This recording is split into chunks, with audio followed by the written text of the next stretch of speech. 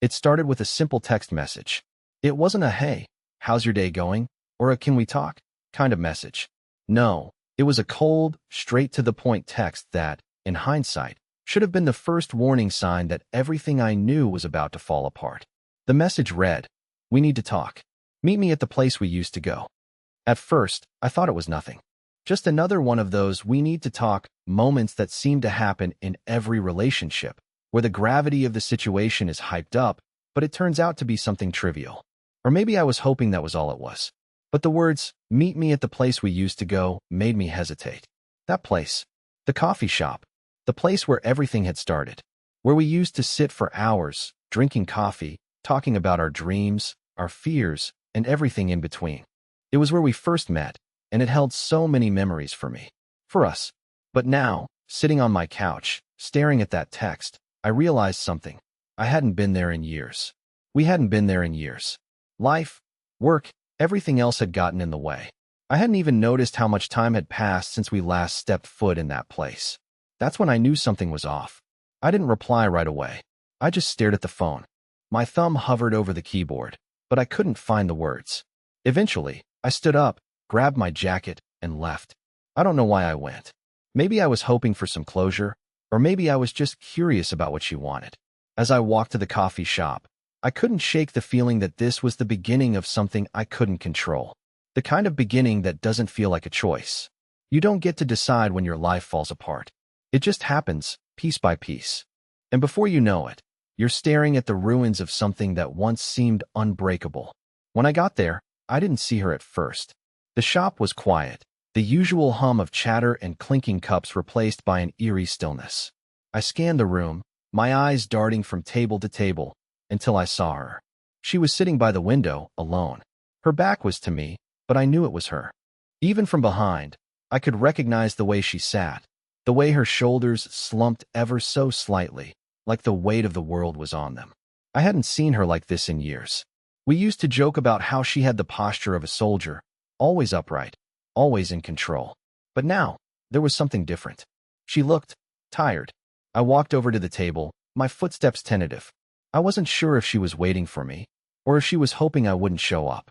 When I reached the table, I stood there for a moment, just watching her. The silence between us was deafening, and I felt a lump form in my throat. She didn't look up. Instead, she just stared out the window, like she was waiting for something or someone else. "Emma," I said, my voice barely above a whisper. At the sound of my voice, she stiffened. Her fingers tightened around the cup in front of her, and for a moment, I thought she might break it. Slowly, she turned her head toward me. Her eyes met mine, but there was nothing in them. No warmth, no recognition, just emptiness. "Mark," she said quietly, almost like she was surprised I was there. "You came." I didn't know how to respond to that. It felt like there was so much more going on behind her words, like the real question she was asking wasn't whether I showed up, but why I even bothered. "I'm here," I said, taking a seat across from her. "What's going on, Emma? What is it that you wanted to talk about?" She stared at me for a moment longer, her gaze distant, as if she were trying to figure out whether or not she should say what was on her mind. And then, without warning, she blurted out the words that I never saw coming. "I've been seeing someone else." The words hit me like a slap in the face. I had been expecting a lot of things, but not that. Not that. Not from her. Not from the woman I had been with for 5 years, the woman I thought I knew inside and out. I didn't say anything at first. I couldn't. I just sat there, staring at her, waiting for the rest of the story. But she didn't give me anything more. Instead, she looked down at her hands, her fingers twisting around the cup, her knuckles pale from the pressure. "It's been going on for a while," she continued, her voice barely audible now. "I don't know why I did it. I wasn't happy, Mark, and I didn't know how to tell you." I wanted to scream. I wanted to shout at her, to demand answers, to ask how she could do this to me. But all I could do was sit there, frozen, feeling every word she said like a knife in my chest. "Who is he?" I asked, my voice trembling despite myself. She hesitated for a moment before finally meeting my eyes again. "It's not important," she said quickly, almost defensively. "What matters is that I'm done with us. I'm done with pretending. I've made my decision, and I don't want to hurt you anymore." I didn't know what to say. I didn't know how to process this. The woman I loved, The woman I thought I could trust had been living a lie for months. And now she was telling me it was over. Just like that. I don't want to hurt you, she repeated, her voice cracking. But it was too late. She already had. And nothing she could say now would change that. I got up, walked out of the coffee shop, and left her sitting there. Alone. And just like that, the life I thought I had was gone. But that wasn't the end of the story. In fact, it was just the beginning. Because she wasn't done with me yet. Not by a long shot. And that's when everything truly started to unravel. The days after that conversation were a blur. I don't remember much about the next few weeks, other than the feeling of being caught in a whirlwind, unable to catch my breath. Emma and I didn't speak much after that coffee shop encounter. She moved out. I didn't try to stop her. What was the point? We both knew it was over, even if neither of us had said it out loud.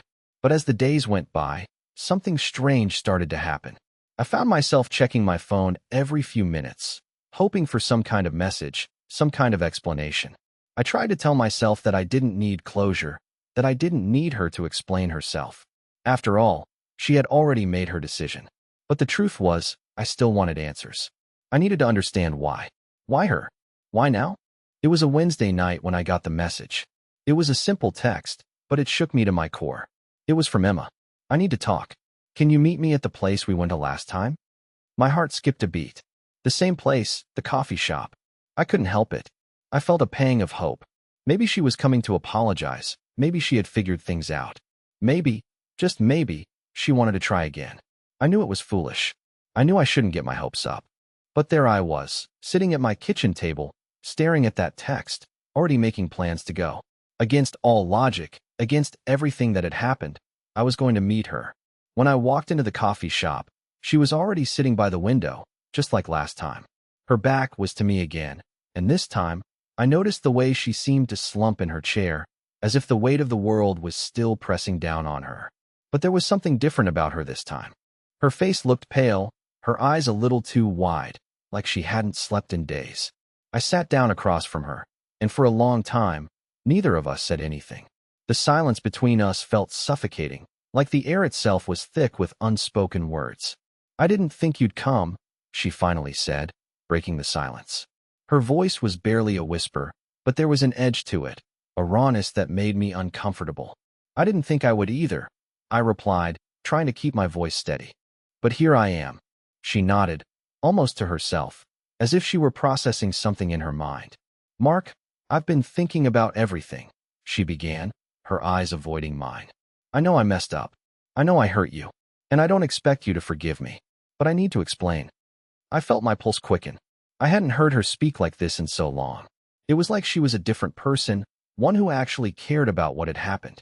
I don't know if I can hear this, Emma, I said, my voice hoarse. I don't know if I want to hear whatever excuse you've come up with. She flinched at my words, but she didn't back down. It's not an excuse, she said quietly. It's the truth. The whole truth.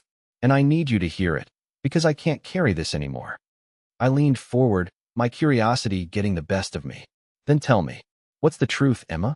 She took a deep breath and finally met my eyes. I've been seeing someone else, yes. But it's not just that. The truth is, I've been trying to escape myself.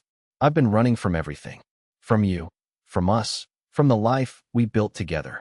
I don't know when it happened, but somewhere along the way, I stopped being the woman you fell in love with. And I didn't know how to fix it. I didn't know how to be the person you needed me to be. I could feel the anger rising inside me again, but I pushed it down. I didn't want to react. Not yet. I needed to understand. So what now, Emma? What do you expect from me? I'm not asking for forgiveness, she said, her voice trembling. I'm not asking for you to take me back. But I need to tell you this, Mark. I made a mistake, and I don't know how to live with it. I sat back in my chair, letting her words sink in. The silence stretched between us again, and this time, it felt different. It felt heavier, like the weight of everything we had been through was finally coming to the surface. I didn't know what to say.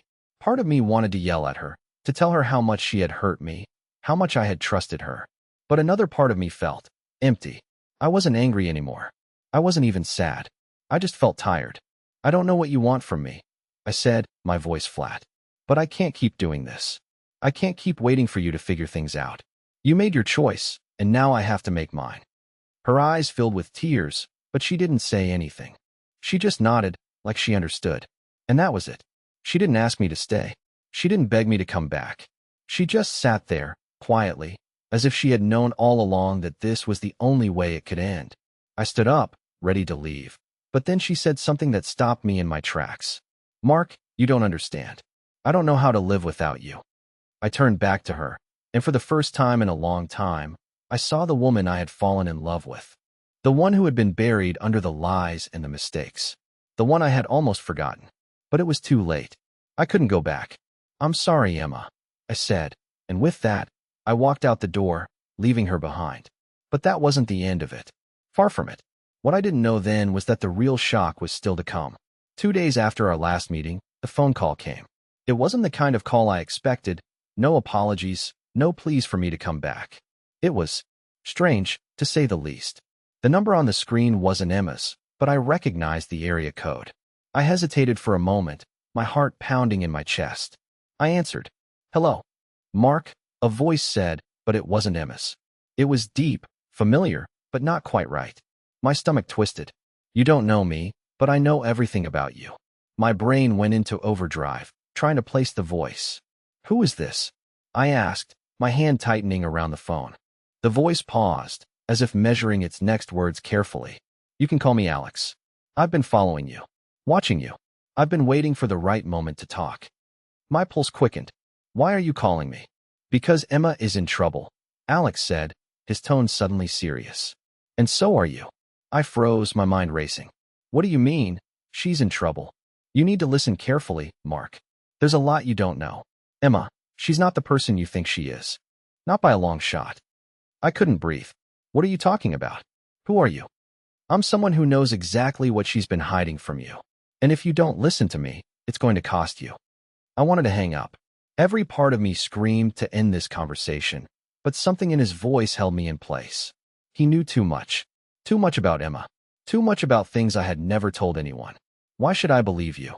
I asked, trying to keep my voice steady, but it came out shaky. Because, Alex said slowly, you'll find out soon enough if you don't. There was a brief silence before he added, there's something you need to see. Something she's been hiding.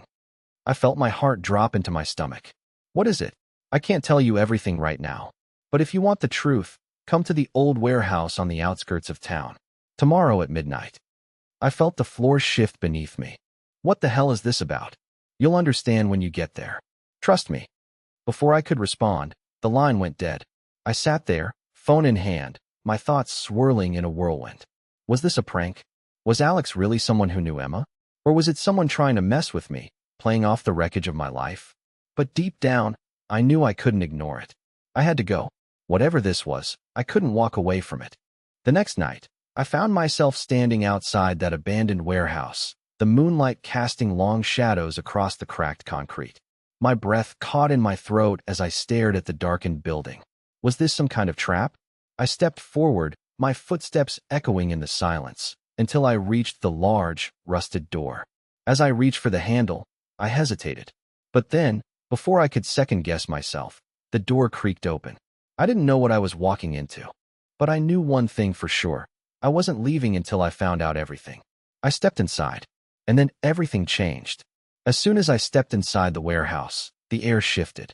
It was cold, unnaturally cold for a spring evening, and smelled faintly of old wood and mildew. The silence was suffocating, like the building itself was holding its breath, waiting. My heart pounded in my chest as I scanned the dimly lit space. Rows of empty shelves, rusted metal beams, and shadows that seemed to stretch and twist unnaturally. Mark. A voice called from the darkness, and I jumped. I turned toward the sound. There, emerging from the shadows, was a man I didn't recognize. Tall, broad-shouldered, with a look in his eyes that was as cold and calculating as the warehouse around us. You're late, the man said, his voice low and almost mechanical. Who are you?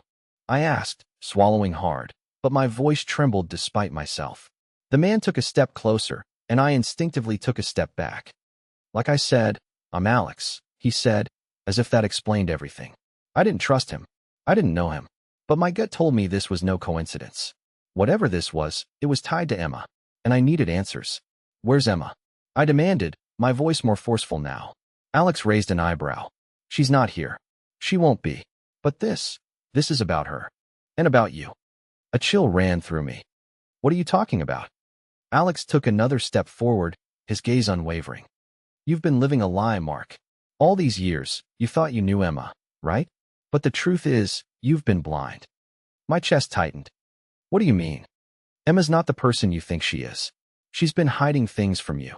Things you could never imagine. But I'm here to show you the truth. To show you what she really is. I didn't know whether to be furious or terrified, but I stayed silent. I had to know what he meant. Follow me, Alex said, turning and heading toward the far corner of the warehouse. I hesitated for a moment, but curiosity won out. I followed him. The space seemed endless, like we were walking deeper into the belly of the beast, and I felt the walls closing in. When we reached the back of the warehouse, Alex pointed to a small door in the corner. It was barely noticeable, hidden behind some old crates. Open it, Alex said simply. I reached for the handle and turned it. The door creaked open, revealing a dark, narrow hallway that led into more darkness. I felt a flicker of doubt in my chest, but I pushed it aside. I had come this far. There was no turning back now. We walked through the hallway in silence. At the end of it, another door loomed. This one, however, had a faint glow coming from underneath it. The kind of glow you see in movies when something sinister is about to happen. Alex stopped in front of the door and turned to face me. What you're about to see, you won't be able to forget it. You won't be able to ignore it. I was so confused, so disoriented, that I almost didn't know how to respond.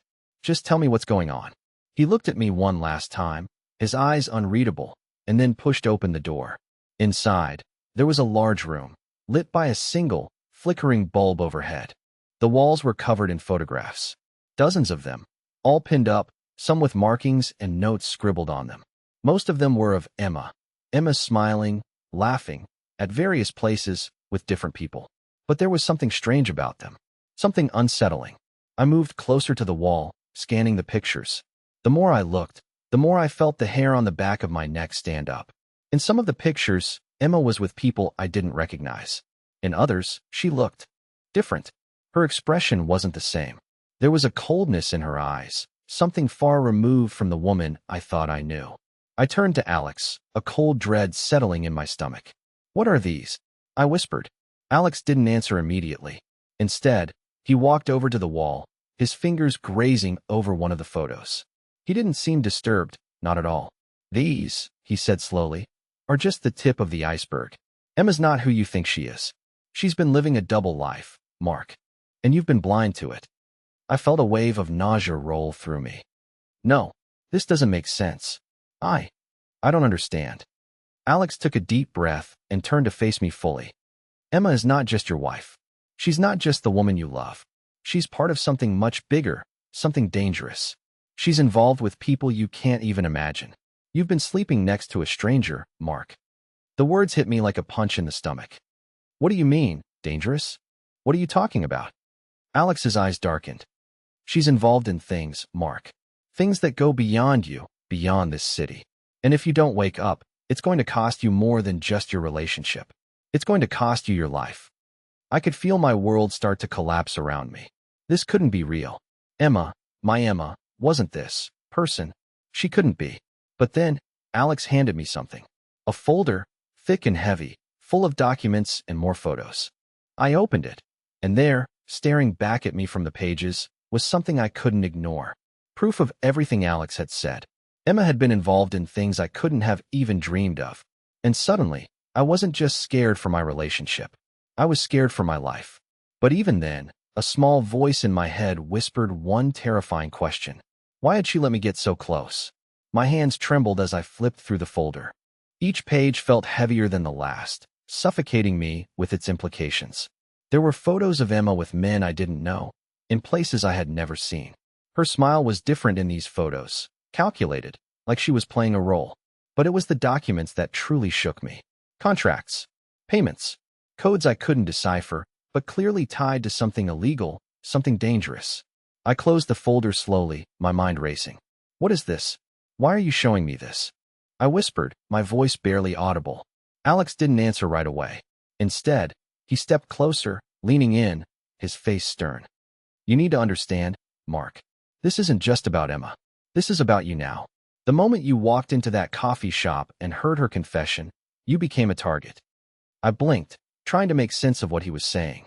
A target? For what? Who are these people? Alex's gaze was piercing, almost calculating.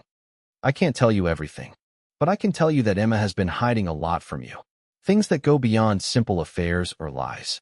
She's connected to a network of people, dangerous people, who operate in the shadows. And if they think you're a threat, they'll make you disappear. I felt the blood drain from my face. I couldn't breathe. Why would they think I'm a threat? I don't even know what's going on. Alex leaned back, his expression softening for a moment. Because you're the only one who knows too much now. The moment you started asking questions, the moment you found that photo, you crossed a line. And that's when they'll come after you. I shook my head, trying to piece it all together. So what? You're telling me Emma's been lying to me this whole time? And I'm supposed to believe that she's mixed up with criminals? Alex didn't flinch. I'm telling you the truth, Mark. You can't keep pretending everything's fine when it's falling apart. The truth is right in front of you. I stared at the folder in my hands, trying to wrap my mind around the information. The woman I loved, the woman I thought I knew, had been living a secret life. A life so dark that I couldn't even comprehend it. And now, because of her, I was entangled in something I never signed up for. I felt the weight of it all crash down on me. What am I supposed to do now? I whispered. Alex's eyes bored into mine. You have two choices, Mark. You can walk away. Pretend this never happened. But they won't forget. They never forget. Or, you can confront Emma. Find out why she got involved in this mess. And then, you can decide what to do next. I didn't respond right away. The thought of confronting her again, after everything, seemed impossible. But deep down, I knew I couldn't run from this. I was already in too deep. I couldn't shake the images from my mind. Emma, my Emma, entangled in something so dark and dangerous. I sat in that cold, dim-lit warehouse for what felt like hours, the weight of Alex's words crushing me. The idea of confronting her seemed insane, yet walking away was no longer an option. My life had already been hijacked by her secrets. I stood up abruptly, the folder still clutched in my hands. I need to see her, I said, more to myself than to Alex. Alex didn't stop me, but his eyes narrowed as I turned to leave. You're making a mistake, he warned. But I was past caring about mistakes. The woman I loved had been lying to me. For how long? How deep did this go?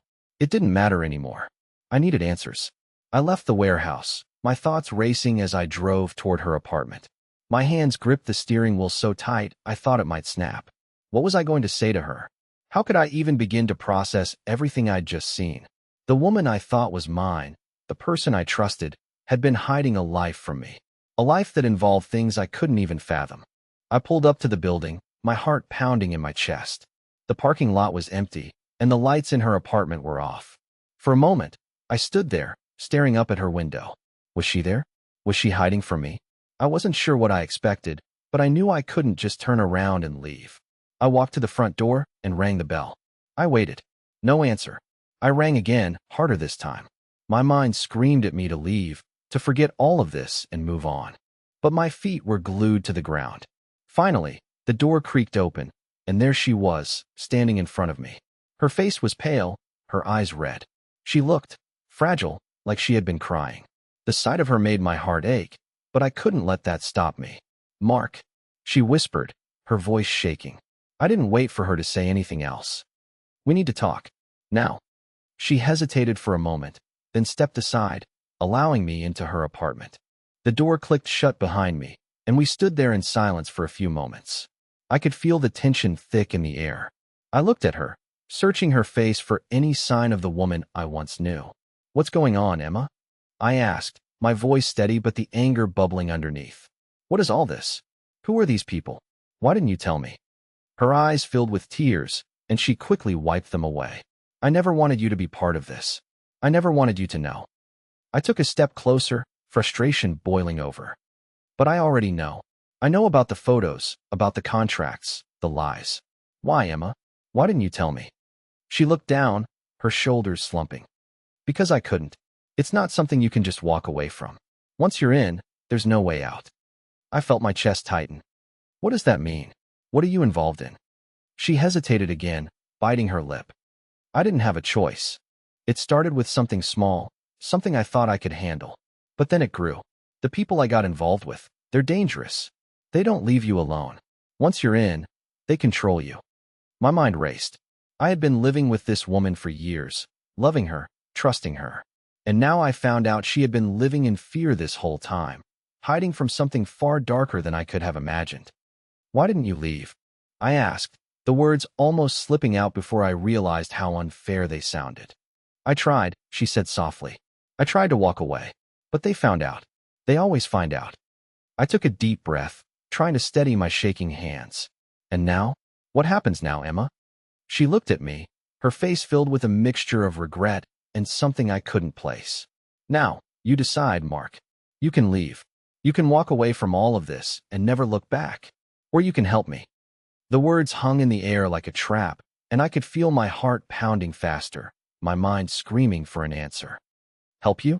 I repeated, incredulous. How? What could I possibly do to help you? She stepped closer, desperation in her eyes. I need to make things right, Mark. I need to get out of this life. But I can't do it alone. They'll come for me, for both of us. I'm asking for your help. Please. The room felt smaller, the walls closing in. My mind was screaming at me to run, to get as far away from this mess as possible. But the part of me that still cared for her, that still loved her, couldn't turn my back. I don't know what I'm getting myself into, I said, my voice strained. But I'm not leaving you to face this alone. She nodded, relief flooding her face, but I could see the fear still lurking behind her eyes. Thank you, she whispered. I wasn't sure what I was agreeing to. But one thing was certain, I had crossed a line. And now there was no going back. The weight of her words hung in the air, suffocating. You're making a mistake, I said to myself under my breath, though I didn't believe it. I had already stepped too far into her world, too far into something I didn't understand. But leaving now? That was no longer an option. Emma's eyes were fixed on me, a silent plea in them, and I could see that she was terrified, terrified of what her life had become, terrified of what would happen if I didn't help her. My heart felt like it was being ripped apart with every second that passed, but I couldn't back away now. I don't know what you want me to do, I whispered, my voice shaky. I can't fix this for you, Emma. I'm not some kind of hero. She stepped closer, her face a mixture of fear and desperation. You don't have to be a hero. You just have to help me figure out a way out. I can't do this alone. I don't want to live this life anymore. The words were like a knife in my chest. I didn't know how to help her, but I knew I couldn't just leave her. The woman I loved, this woman in front of me, was drowning, and I was too far in to just turn around and walk away. Okay, I said, the word barely audible, but enough for her to hear. What do we do? Her eyes brightened. We get to the man who runs all of it. We find out who he really is, what he really wants, and then we expose him. I stared at her, a surge of dread rising in my chest. Expose him? You want to go after the man who's been controlling everything? My voice was thick with disbelief.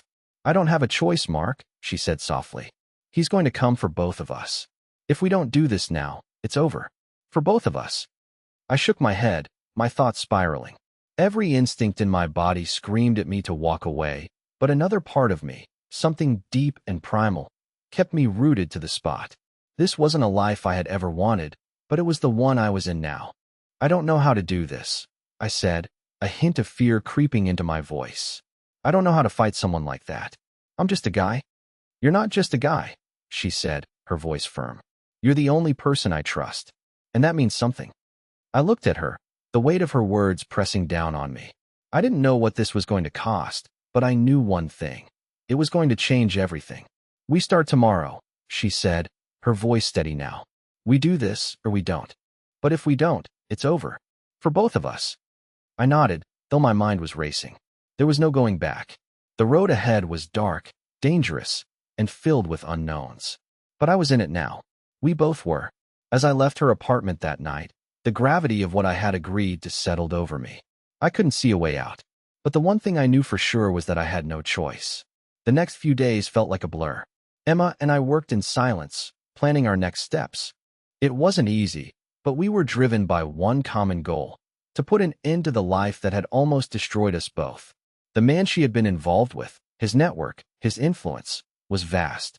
Every move we made felt like we were dancing on the edge of a razor blade. But something had shifted in me. I wasn't just some passive bystander anymore.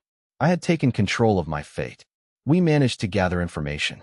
We followed the leads Emma had carefully documented, piecing together fragments of his operation. Slowly but surely, we began to expose cracks in the facade of power he'd built. And, as we got closer to the truth, I could see the weight lifting off Emma's shoulders. She wasn't just surviving anymore. She was finally taking back her life. Then came the day when everything clicked. We had discovered enough to bring him down, enough to expose his ties to a network that was operating outside the law. It wasn't just about him anymore. It was about all the lives he had affected. And Emma, the woman I had once thought I could never truly understand, was now standing tall beside me, a woman I could never forget. The confrontation wasn't dramatic. There were no guns, no violence. It was just us, our combined knowledge, and the legal evidence we had gathered. In the end, it wasn't about force. It was about courage. Courage to speak out, to stand firm, and to do what was right. The man who had controlled Emma's life for so long was exposed. His empire crumbled under the weight of his own actions. And for the first time in what felt like forever, Emma and I were free. The months that followed weren't easy. There were still scars, emotional, deep ones. But we had each other. And, in a strange way, the chaos we had endured brought us closer. Our relationship, once fractured and lost, had found a new strength. We rebuilt it piece by piece, learning to trust, to communicate, and to be vulnerable with one another. It wasn't perfect. It was never going to be perfect. But it was real. It was a life I could finally be proud of. And in the end, that was enough. When I think back to that night, the one where everything changed, I realized that it wasn't just the end of something dark. It was the beginning of something new. A new life. A new future. We didn't just survive. We thrived. And that, somehow, made everything worth it.